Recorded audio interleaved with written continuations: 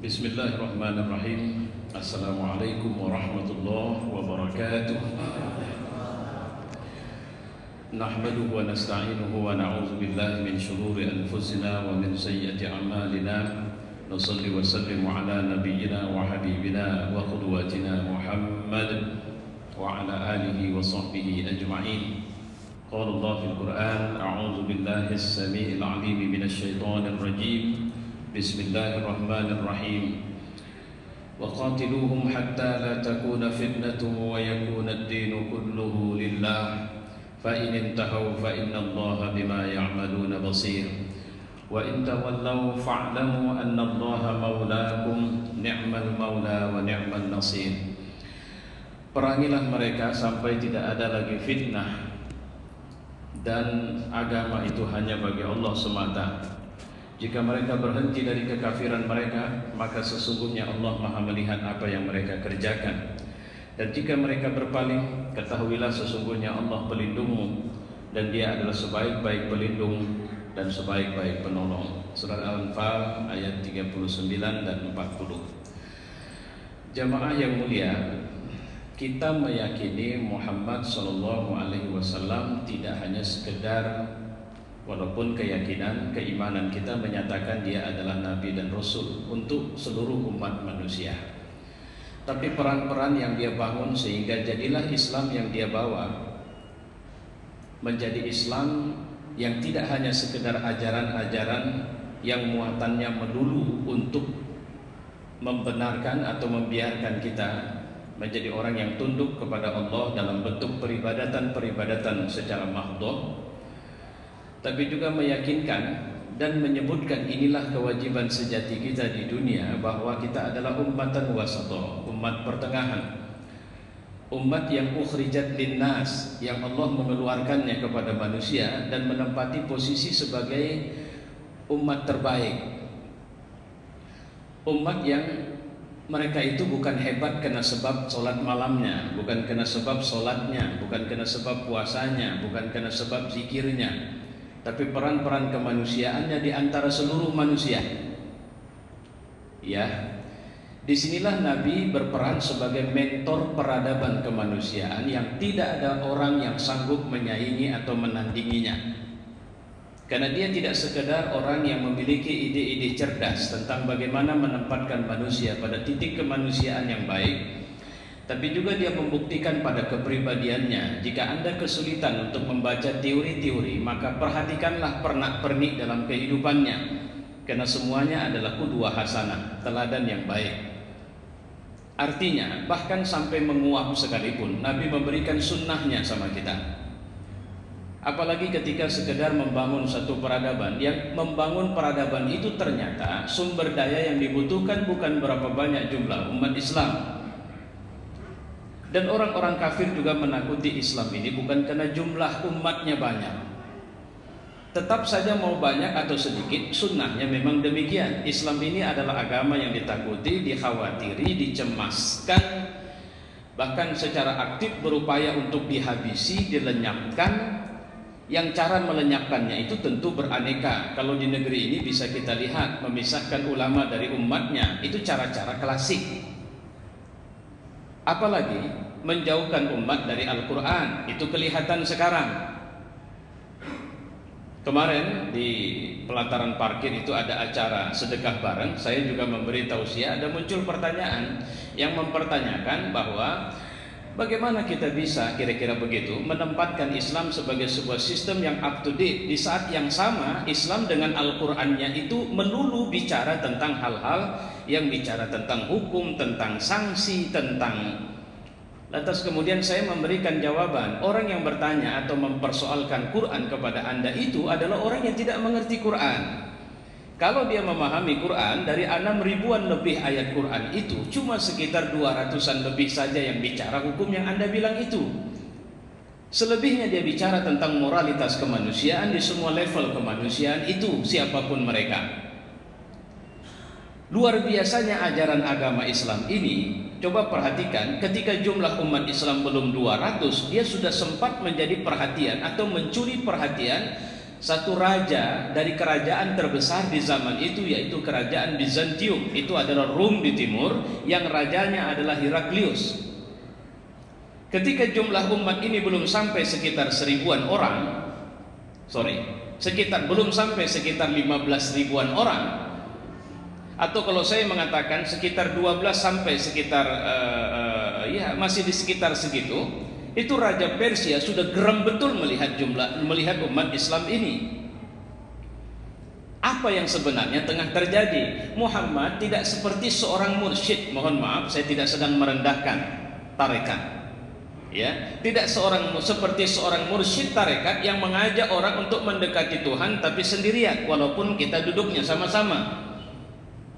Karena pendekatan adalah bagaimana bisa ma'rifat, ekstage, di mana saya merasakan lebur. Nah, ini bahasa-bahasa tasawuf lah, kira-kira begitu. Ada yang lebur, ada yang fana, ada yang menyatu, ada yang macam-macam. Ya, tidak. Muhammad SAW mengajarkan bahwa kehebatan, kesolehan itu dan tidak bisa ditandingi dengan yang lain adalah ketika Anda berangkat perang di jalan Allah. Mengikuti orang atau menyediakan fasilitas untuk pertempuran saja pun Anda sudah dianggap sebagai mujahid. Dan harga jihad itu adalah surga jika Anda menemukan syahid. Itu nggak bisa kita temukan dengan sholat sepanjang malam atau puasa sepanjang hari balasannya. Artinya Islam ini bukan agama yang mengajak kita untuk terus ke masjid dan terus di dalam satu mihrab khusus atau kemudian pergi ke dalam satu kelambu. Tidak demikian. Tapi agama yang menunjukkan kita harus become, kita harus datang, kita harus hadir, kita harus bukan sekedar hadir, tapi memberikan pengaruh di mana semua level aktivitas kemanusiaan manusia. Disitulah akhirnya produk SDM Islam itu ketemu. Bahwa ternyata mayoritas orang yang masuk surga dijamin Nabi itu dari kelas pertama, ada 4 orang itu presiden pasca Nabi meninggal dunia. Jadi artinya siapa yang dijamin Rasul masuk dalam surga Allah? 4 dari 10 orang yang disebutkannya itu adalah presiden yang disebut sebagai Khulafaur Rasyidin. Ada sekitar 7 sampai 8 orang itu orang yang secara ekonomi mapan. Artinya produk SDM-nya Nabi adalah produk para penakluk dunia. Jadi bukan sekedar menjadi orang yang berdiri sebagai orang soleh untuk dirinya. Nah, ini yang sebenarnya harus kita gali lebih jauh. Nah, ada yang menarik, bagaimana cara merawat Islam yang dilakukan oleh Rasulullah itu adalah dengan tidak bisa tidak. Seorang mukmin harus melakukan, dan mereka tidak boleh menjadi orang yang menganggap aku orang baik secara ngapain kita ributin orang. Tidak, Anda tidak paham Islam ketika Anda melakukan kebaikan tapi melupakan atau mengabaikan kewajiban kepada orang lain, di mana Anda harus menegakkan Islam sama mereka. Karena kekuatan Islam ini terletak pada 2 hal, di mana berkesinambungannya dakwah dan tegaknya jihad sepanjang madal hayat. Jadi jangan bilang kita ini sekarang nggak ada cerita jihad nih. Tadi saya di luar itu lihat ada bannernya Koperasi 212. Itu bahagian dari dakwah atau jihad. Kalau saya ditanya, saya bilang itu bahagian dari jihad menegakkan wibawa Islam di Republik ini. Dia bukan sekedar, karena kalau sekedar dakwah itu nggak boleh kasar. Dakwah itu harus santun. Dakwah itu harus kasih berita gembira. Jangan nyakitin orang. Dakwah itu adalah mengajak orang yang semula liar itu masuk ke arena kita dan dia merasa nyaman di sini. Jangan mengajak orang yang belum merasa nyaman dengan Islam untuk jihad, karena jihad itu kelas orang yang di dalamnya harus dipenuhi dengan orang-orang yang beriman. Karena jihad itu malah salah satu tujuannya adalah mufasalah bainal mukmin wal munafik, untuk bisa ngasih tahu sama kita siapa mukminnya dan siapa munafiknya. Karena pasti orang munafik nggak akan bisa ikut di sini. Maka ketika orang munafik datang kepada Nabi untuk minta izin tidak ikut perang, apa kata Nabi? Tidak masalah, duduk aja di rumah kalian. Karena memang kami tidak akan sertakan kalian kok. Tidak mungkin seorang munafik ikut dalam jihad. Kenapa? Karena dia akan jadi musuh dalam selimut perang ini. Makanya sering saya bilang, jangan stres kalau ada orang yang kemudian menohok umat Islam. Ketika kita melakukan aksi bela Islam, dia gelarnya profesor, dia gelarnya doktor, dia mungkin ustadz, dia mungkin orang yang paham agama, tapi malah memberikan pembelaan kepada si penista agama. Ngapain stres? Memang Allah tidak mau. Jangankan kita mungkin secara emosional pingin. Kenapa sih umat Islam masih beda? Umat Islam itu ada kelas. Kelas umat Islam yang beriman. Beriman ada lagi iman lemah, iman sedang, iman kuat. Karena tetap saja kalau pergi ke arena jihad, Allah pasti akan memisahkan orang yang tidak beriman. Satu hari pernah seorang laki-laki yang berperang demikian luar biasanya, sampai ketika terdengar bahwa laki-laki ini dia terbunuh dalam pertempuran, para sahabat mengatakan, hakul yakin, sepertinya dia adalah seorang syahid dan akan mendapatkan tempat yang terbaik di sisi Allah. Nabi tanya, siapa? Namanya Gazman. Nabi bilang apa? Hiya finnar, dia itu masuk neraka itu. Begitu Nabi mengatakan dia masuk neraka, para sahabat terkejut. Padahal ini orang perang bersama Nabi dan sahabat, pedangnya membunuh musuh Allah tidak sedikit.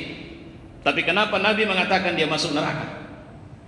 Padahal dia mati menurut kesaksian sahabat itu berada dalam situasi dia membela agama Allah. Sampai satu hari seorang sahabat yang mendampingi sakaratnya Gazman mengatakan, "Shaddaq Rasulullah." Rasul itu benar. Aku yang menyaksikan dia meninggal. Dia cerita kepadaku bagaimana sebenarnya dia tidak ikut dalam barisan atau keberangkatan kita awalnya. Dia tidak mau ikut. Dia jalan ke sana kemari di Madinah. Setiap dia jalan, ibu-ibu, para sahabiah bilang apa? Gazman, sini, tolong adukkan sayur kami biar kami yang berangkat perang. Gazman, tolong jagakan anak kami biar kami berangkat perang. Merah telinganya. Gazman, pakai rok saja kau. Kira-kira begitulah. Ngapain kau pakai baju laki-laki? Semua laki-laki berangkat perang sementara kau di sini. Dia bilang apa? Terasa panas hatiku dan aku ingin membuktikan bahwa aku sanggup berangkat perang dan tidak ada rasa takut di hatiku. Maka dia pun berangkat. Dan dalam pertempuran kelihatan oleh sahabat dia membunuh banyak orang-orang kafir. Tapi ternyata tubuhnya banyak sabetan-sabetan pedang yang membuat dia merasa tersiksa. Sakitnya luar biasa. Aku menjaga dia.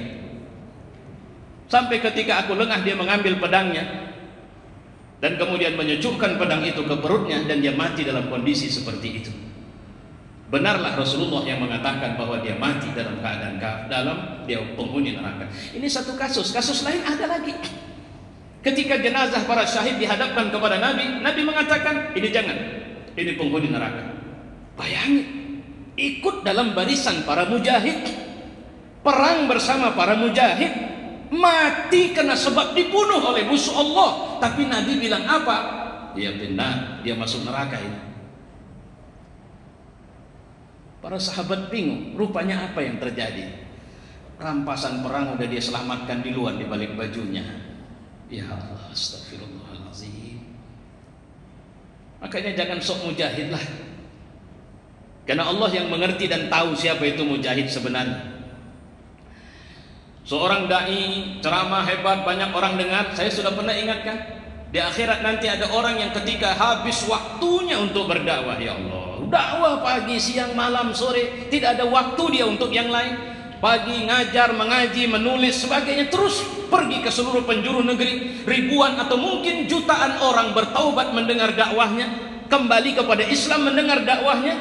Tapi Allah mengatakan nanti di akhir zaman, di akhirat dengan kalimat, Anda berdusta, bawa dia ke neraka. Na'udzubillah min dzalik. Apa yang hilang dari dia? Ikhlas. Apa itu ikhlas? Tidak putusnya hati untuk kemudian tetap mempautkan atau menautkan apa yang menjadi bahagian dari kerja ini kecuali karena Allah saja. Ya tidak sederhana itu. Makanya kalau untuk menguji ketulusan, kebenaran keimanan kita, jangan uji dalam kesendirian. Uji di tengah. Kalau kita orang yang punya harta, uji dengan melepas harta itu. Kalau kita orang yang punya ilmu, uji dengan memberikan ilmu itu diminta atau tidak diminta banyak orang. Kalau kita punya kekuasaan, uji kekuasaan itu dengan memberikan pelayanan kepada banyak orang, tidak dengan cara minta dilayani. Di situ. Kabarnya Imam Al-Ghazali itu menguji keikhlasannya, dia pergi ke pasar, di gerbang pasar dia terduduk. Dia orang besar, dia mencoba menyamar dan sebagainya. Itulah kenapa banyak orang-orang besar, para sultan zaman-zaman awal Islam, mereka suka sekali pergi ke jalan-jalan kemudian menyamar untuk merasakan bagaimana tidak mendapatkan pelayanan khusus karena sebab dikenal. Kira-kira begitu. Jadi kelas siapa orang yang berjihad? Itu kelas orang-orang yang beriman.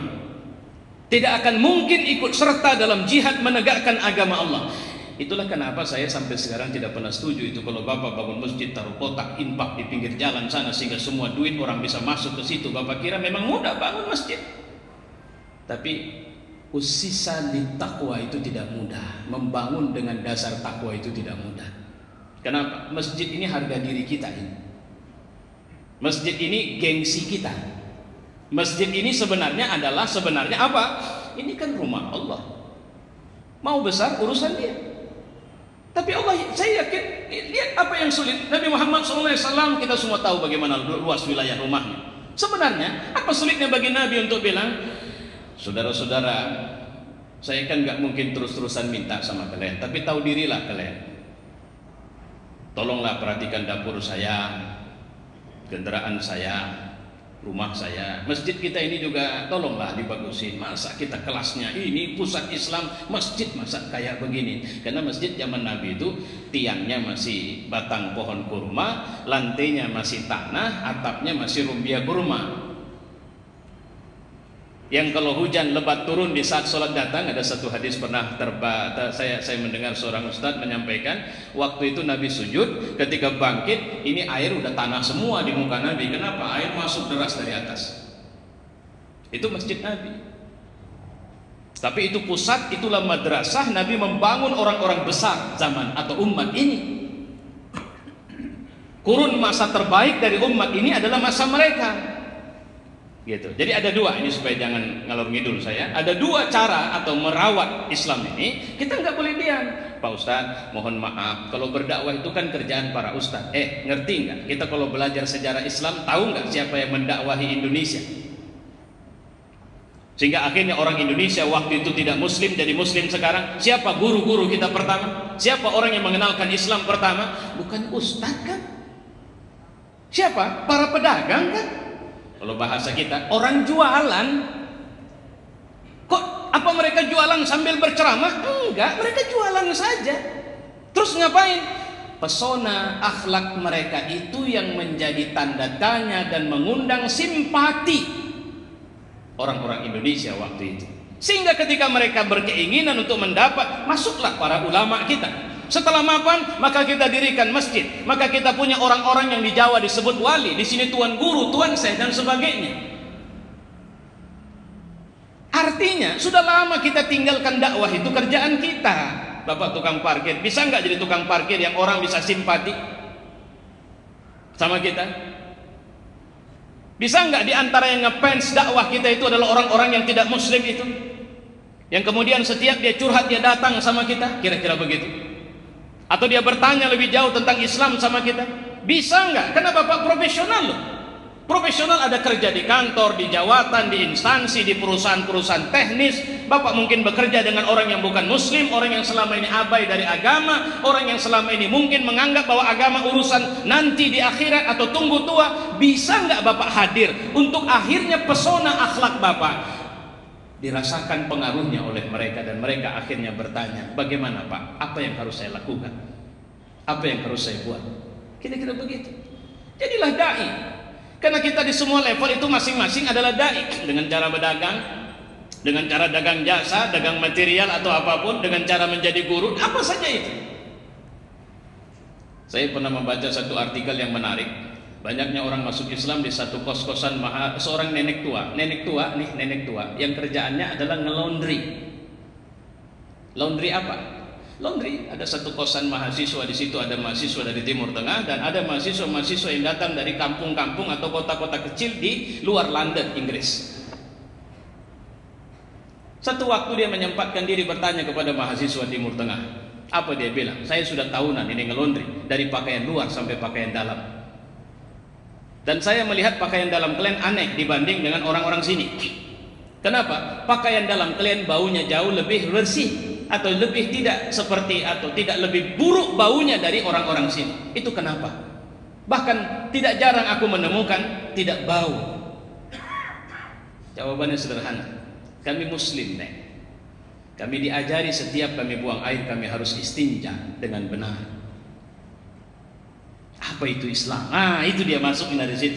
Kesimpulan cerita, nenek ini menyatakan dirinya Muslim dan dia beriman kepada Allah Subhanahu wa taala dan dia beriman kepada Rasulullah dan dia percaya bahwa Islam ini agama yang bersih. Bisa enggak sampai maaf dalam urusan celana dalam pun kita berdakwah? Bisa enggak WC kita itu menandakan itu WC-nya orang mukmin? Kira-kira begitu. Itu dakwah. Pertanyaan selanjutnya adalah jihad bagaimana? Jihad itu ceritanya begini. Kita sedang masuk masjid, kemudian ada orang ngancurin tiang di sana, dia pukul berulang-ulang. Bapak diam saja atau ribut? Jihad itu merawat, menjaga, memprotek, mengendalikan. Jangan sampai ada unsur yang menginfiltiran ke dalam tubuh umat Islam, menginfiltiran ke otak kita, ke perilaku kita. Jangan sampai kita tasabuh dengan tingkah orang kafir. Para alim, saya membaca beberapa penjelasan tentang tasabuh. Tasabuh itu artinya menyerupakan diri. Artinya bukan pada persoalan cara berpakaian orang Arab, bukan pakaian Arab atau tidak, tapi jangan sampai ketika saya berpakaian orang ngira, kenapa tiba-tiba Anda memakai pakaiannya orang Buddha, orang Hindu, orang Kristen? Ini apa? Itu yang dimaksud tasabuh dari berpakaian, dari bertingkah laku dan sebagainya. Jangan sampai umat ini menjatuhkan harga diri mereka. Maka jihad itu tidak hanya bicara tentang mengangkat senjata di medan perang, mengangkat pena bagi ulama, menjadikan semua smartphone yang sudah datang dengan smart ke tangan kita itu adalah smartphone yang bisa menjadi alat jihad kita. Itu yang belakangan sering saya bilang, kita ini salah strategi atau salah cara menghadapi musuh. Tiap hari mereka menggempur kita dengan status-status baru yang mengecilkan, merendahkan, meremehkan, melecehkan agama. Terus kemudian kerjaan kita adalah komentar, dislike, like as a viewer, hanya sekedar membaca. Karena kalau sudah sekedar membaca, terdetek berapa pembaca, berapa penonton dari video mereka. Kenapa tidak setiap hari kita membuat status kita sendiri yang baru, dan status itu targetnya menggempur serangan-serangan yang mereka buat di sosial media. Saya cuma seorang pedagang sayur, tapi pagi ini saya akan menuliskan status saya bahwa sampai mati pun saya akan pertahankan agama ini, seperti atau sekuat apapun kalian mencoba memecah atau menjauhkan saya dari Islam. Share status itu di Facebook, di Twitter, di mana saja. Kalau sudah kita semua mengeluarkan status-status seperti itu setiap hari, mau apa mereka sama kita?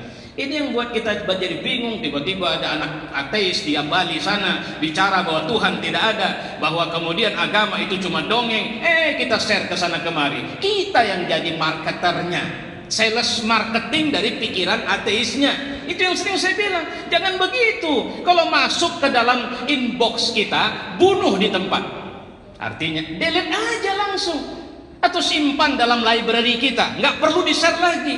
Karena kalau di-share lagi sama saja kita sebagai mensosialisasikan pikiran-pikiran jahat mereka.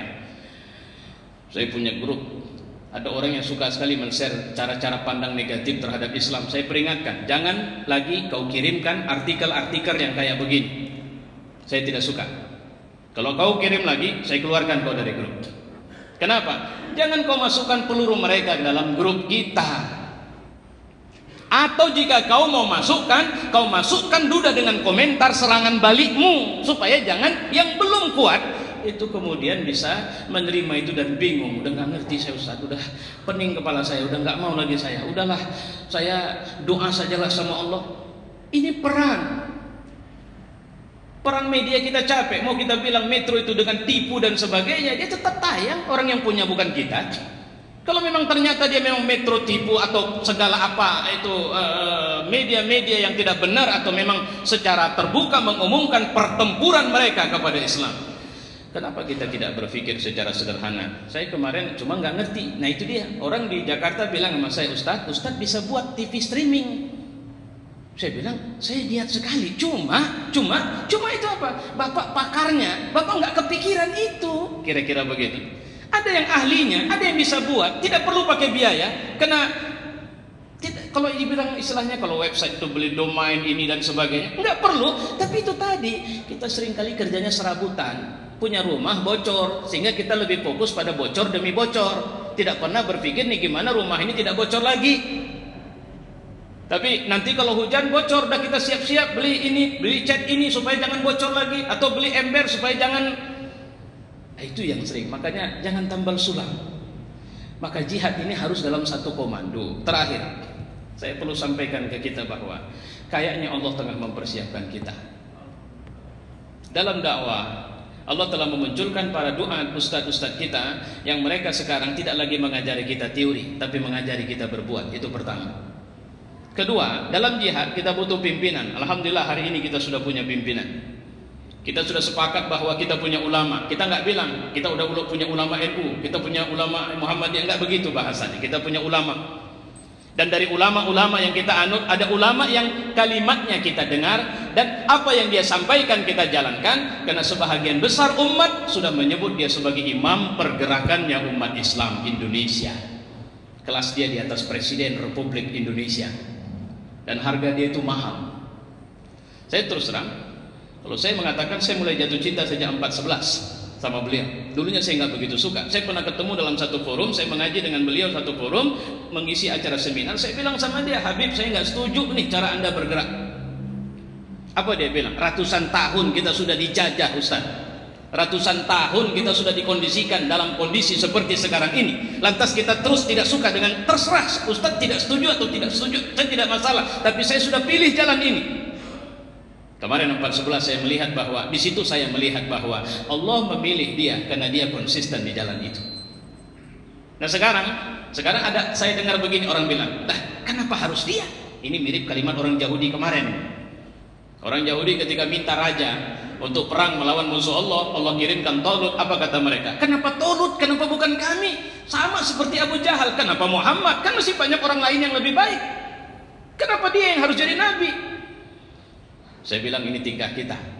Terus setelah kita bersatu, udahlah kita nggak usah yang begitu-begitu. Dakwah ini kan lebih komplit. Kita bukan dai, kita bukan hakim, kita dai. Saya bilang kalau dakwah kaidah itu boleh dipakai, tapi kalau perang jangan pakai kaidah itu. Dalam perang kita jelas, nggak mungkin kita merangi orang yang belum jelas. Kita sudah harus pada sikap itu kafir, ya harus kita perangi. Itu munafik, harus kita hadapi.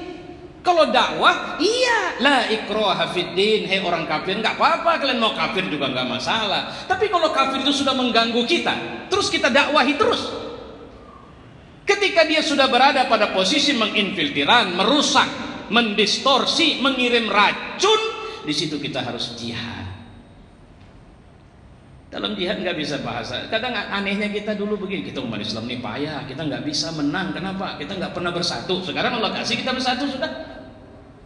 Kita payah, kita nggak kayak Katolik. Katolik itu punya paus, punya pimpinan, nyatu, mereka nurut sama pimpinannya. Nah sekarang Allah kasih sama kita. Terus apalagi yang mau dibilang? Makanya kalau saya bilang hari yang seperti ini, kondisi yang seperti ini, cuma ada satu kata, Anda mukmin, Anda munafik, atau Anda kafir. Wallahu a'lam bishawab. Wassalamualaikum warahmatullahi wabarakatuh.